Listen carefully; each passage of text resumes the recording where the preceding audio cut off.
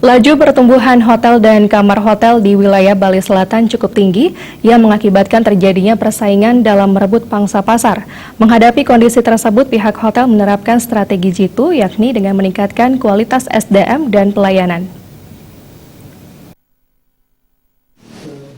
Nusa Dua merupakan salah satu area pariwisata yang sangat kompetitif. Pertumbuhan pembangunan akomodasi seperti hotel cukup tinggi yang diikuti penambahan jumlah kamar. Praktis kondisi ini menimbulkan persaingan dalam merebut pangsa pasar. Hotel-hotel yang berada di luar kawasan BTDC mengaku memiliki market tersendiri, yaitu wisatawan kelas ekonomi menengah ke bawah.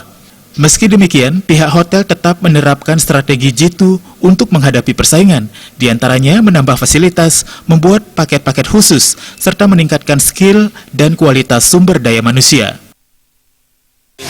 Sumber daya manusianya sendiri yang kita siapkan untuk bisa menyikapi dan menghadapi persaingan ini.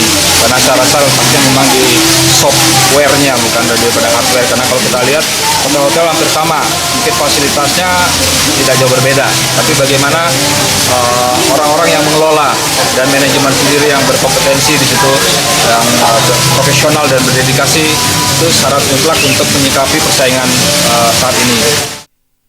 Saat ini hotel di area Nusa Dua yang berada di luar kawasan BTDC memiliki tingkat hunian rata-rata 50%. Pihak hotel optimis angka tersebut bisa bertambah mendekati akhir tahun.